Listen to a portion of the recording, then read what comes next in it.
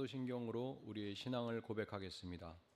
전능하사 천지를 만드신 하나님 아버지를 내가 믿사오며 그 외아들 우리 주 예수 그리스도를 믿사오니 이는 성령으로 잉태하사 동정녀 마리아에게 나시고 본디오 빌라도에게 고난을 받으사 십자가에 못 박혀 죽으시고 장사한 지 사흘 만에 죽은 자 가운데서 다시 살아나시며 하늘에 오르사 전능하신 하나님 우편에 앉아 계시다가 저리로서 산자와 죽은 자를 심판하러 오시리라. 성령을 믿사오며 거룩한 공예와 성도가 서로 교통하는 것과 죄를 사하여 주시는 것과 몸이 다시 사는 것과 영원히 사는 것을 믿사옵나이다. 아멘. 함께 부를 찬송은 410장입니다.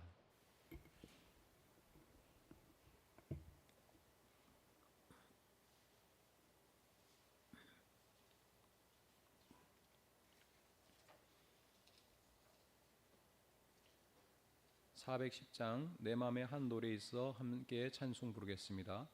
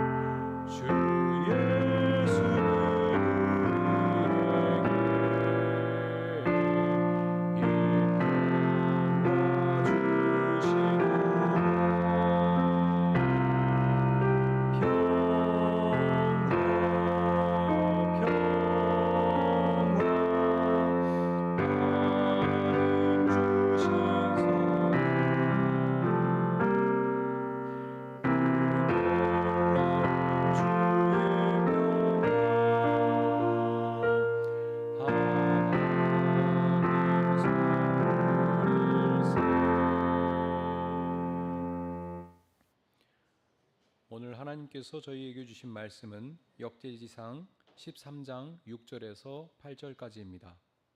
역대지상 13장 6절에서 8절까지입니다.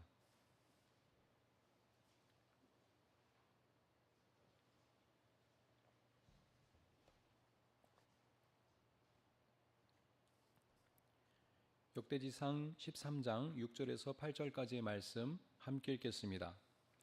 다윗과 온 이스라엘이 하나님의 궤를 옮겨오려고 바알라 곧 유다의 기럇 여아림으로 올라갔다.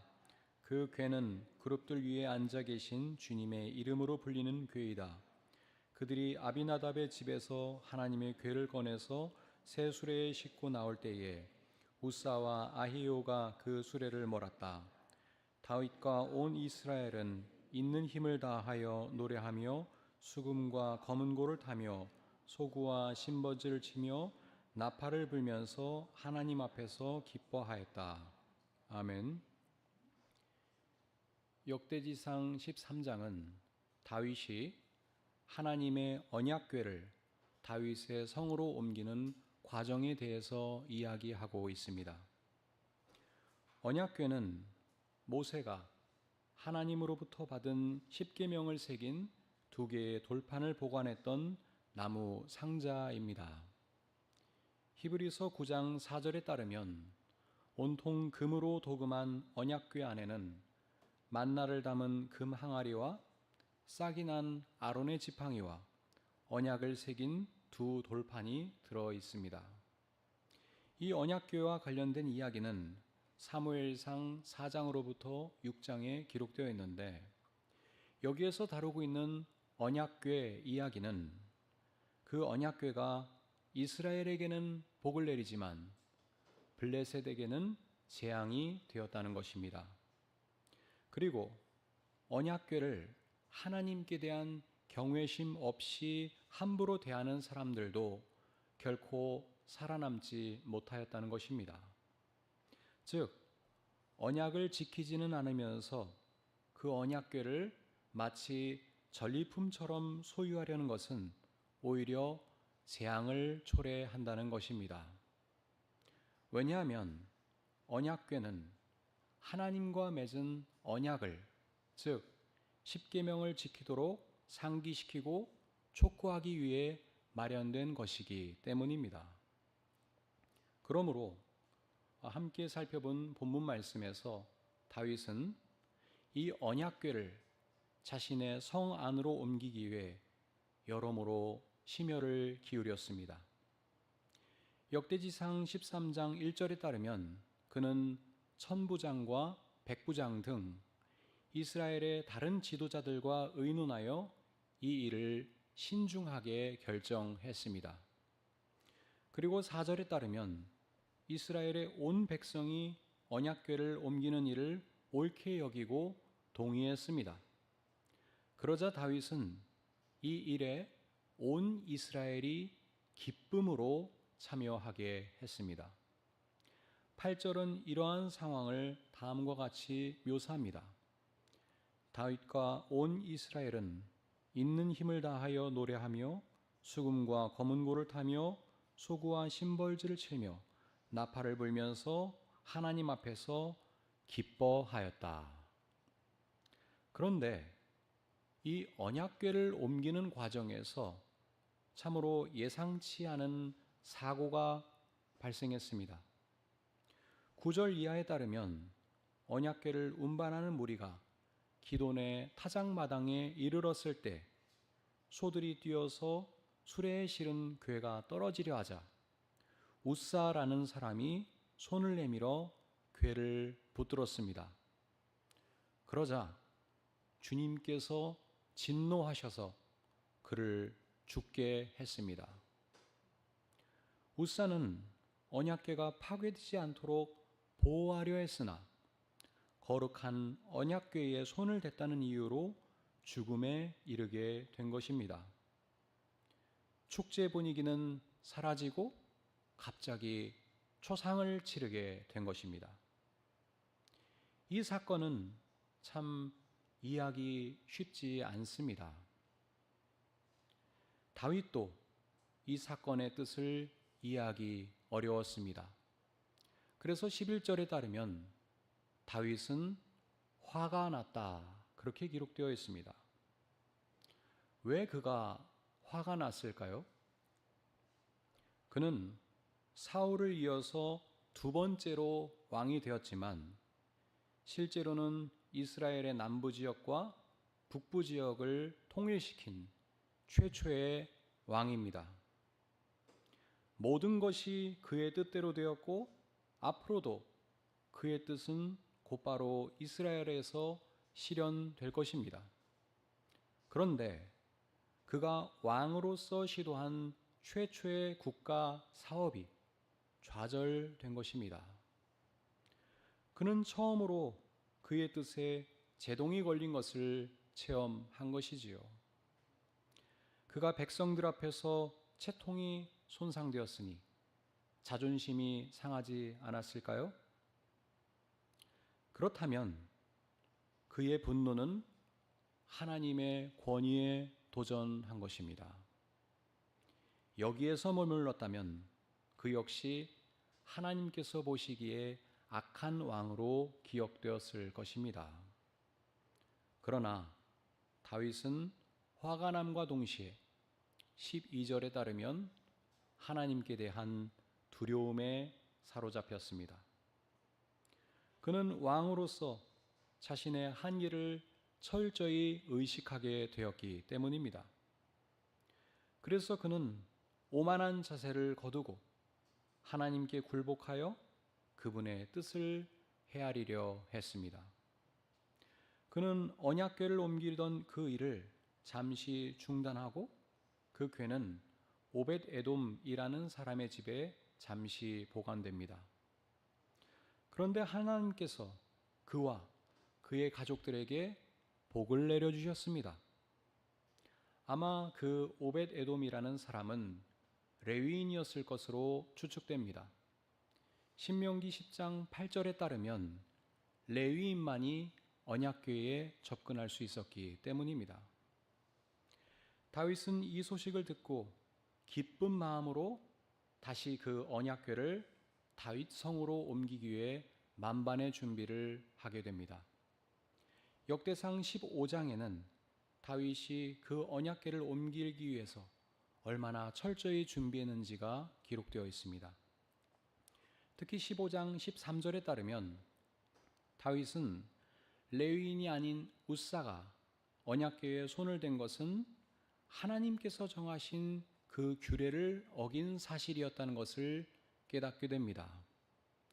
그래서 그는 레위 가문의 족장들을 소집하여 언약궤를 옮기도록 명령하면서 13절에서 이렇게 말합니다.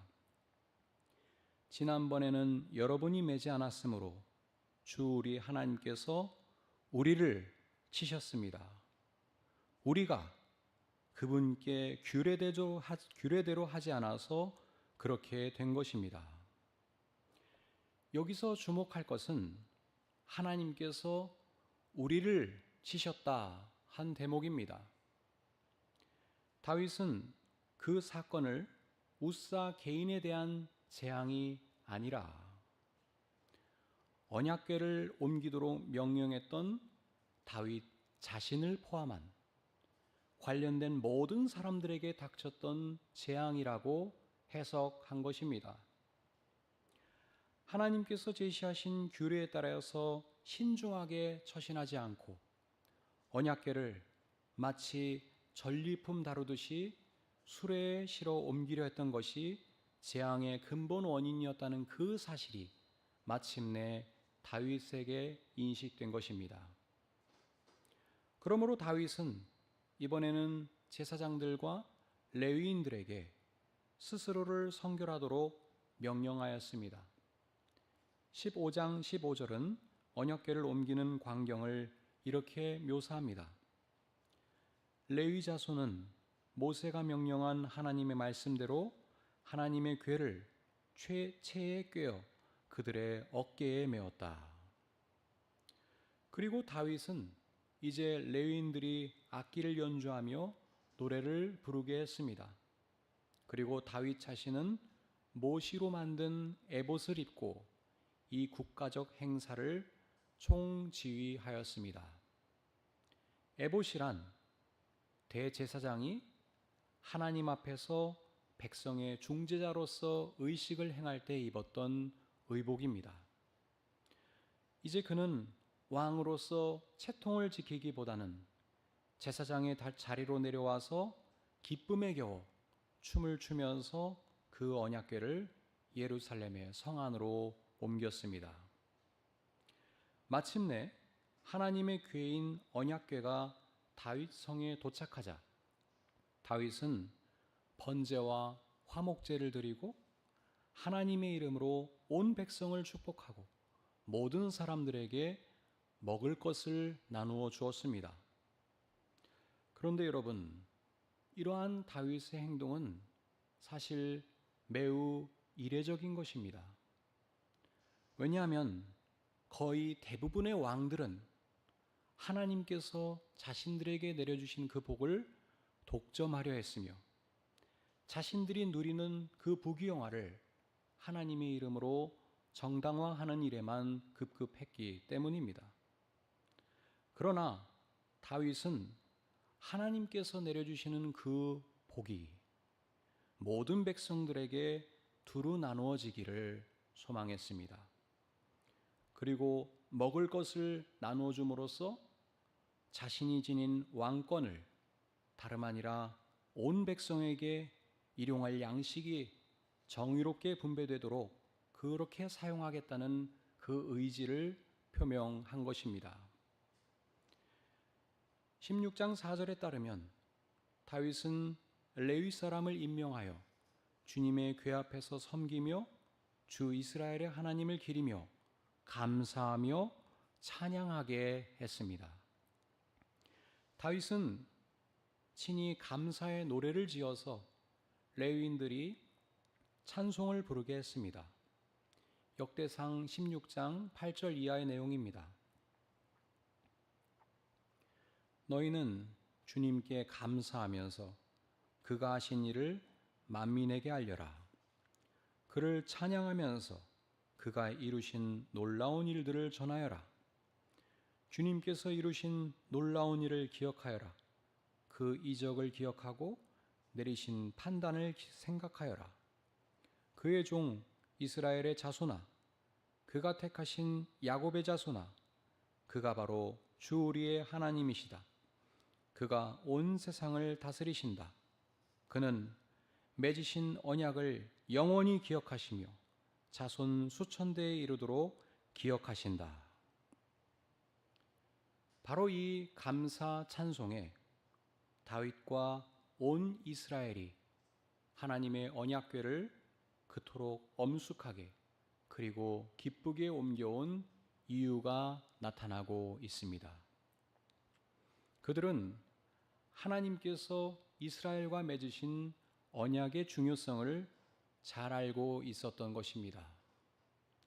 이 언약과 관련하여 다윗은 17장 21절과 22절에서 하나님께서 이렇게 감사 기도를 올렸습니다.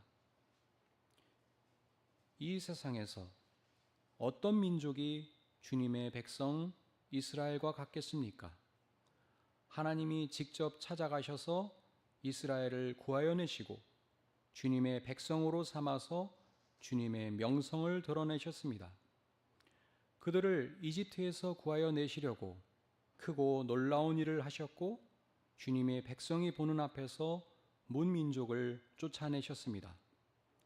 주님께서는 이렇게 주님의 백성 이스라엘을 영원히 주님의 백성으로 삼으셨고 주님께서 그들의 하나님이 되셨습니다.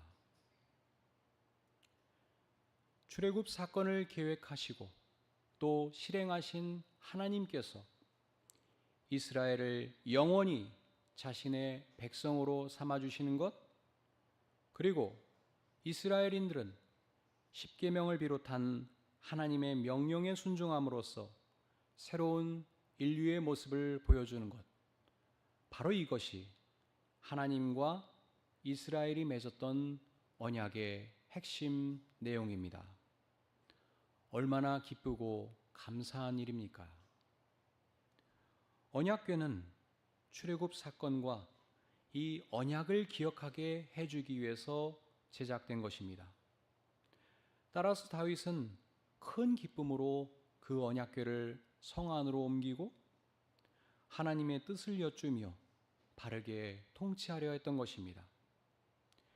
여기에서 언약의 핵심을 이루는 십계명은 개인의 삶에서만이 아니라 정치적인 영역에까지 그 영향력을 확대하게 됩니다.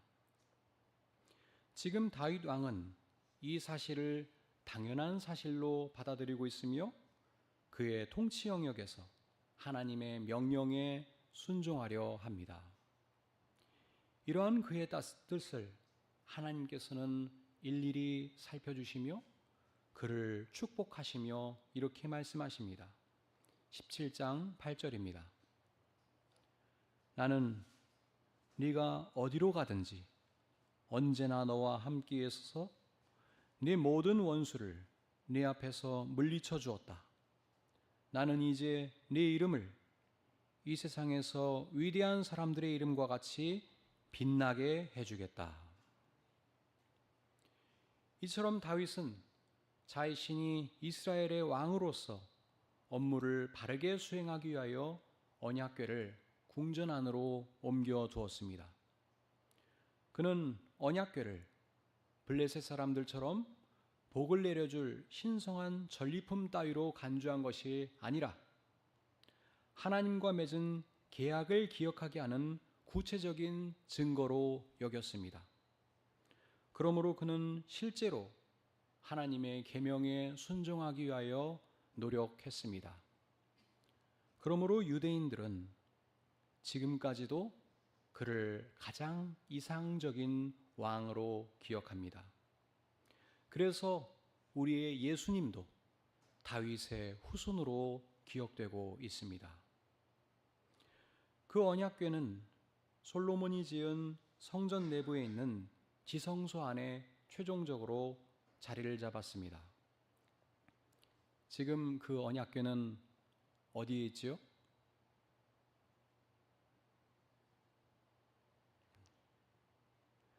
오늘날 그 귀한 언약궤의 행방을 아는 사람은 아무도 없습니다. 그런데 언약궤가 증언하던 출애굽 사건에 대한 기억과 십계명은 우리 모두 각자 지니고 있는 성경책 안에 담겨 있습니다. 그러므로 실제로 우리 모두가 언약궤를 지니고 있는 셈이지요. 그뿐 아닙니다. 다윗은 이스라엘의 왕이었지만 언약궤 외에는 성경 말씀의 그 어떤 내용도 알지 못했습니다. 그러나 우리는 언약궤의 내용만이 아니라 그 언약에 충실하려 노력했던 사람들이 천여 년 동안 삶으로 써내려간 신앙의 전통을 담고 있는 성경책을 지니고 있습니다. 이런 행운은 그 위대했던 다윗 왕이 결코 꿈조차 꾸지 못했던 것입니다. 언약궤를 왕궁 안으로 옮기면서 그토록 기쁨에 넘쳐서 춤을 추었던 그 다윗 왕이 만약 다시 살아난다면 우리를 얼마나 부러워하겠습니까? 우리는 다윗 왕이 누리지 못했던 특권을 누리고 있는 것입니다. 사랑하는 여러분, 이 아침에 이 놀라운 사실에 감격하시기 바랍니다. 우리가 애쓰지 않아도 허락된 이 행복한 여건을 잘 활용하시기 바랍니다.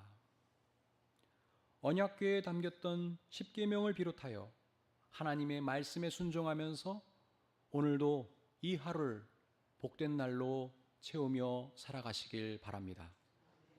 그리하여 하나님께서 다윗을 사랑하시고 그의 이름을 가장 빛나게 해주신 것처럼 여러분에게도 동일한 은혜를 베풀어 주시기를 간절히 소망합니다. 기도하겠습니다.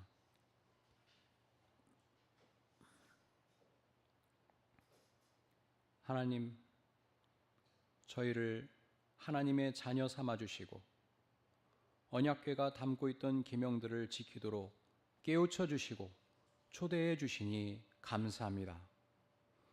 저희가 늘 감사한 마음으로 하나님 앞에서 바르고 참된 모습으로 살아가게 하옵소서.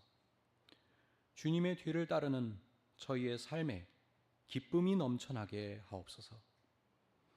오늘도 그렇게 주님의 뒤를 따르며 묵묵하고 성실한 모습으로 살아가는 사랑하는 예달매 교우들의 건강과 안전을 지켜주시기를 간절히 바라오며 예수 그리스도의 이름으로 기도합나이다.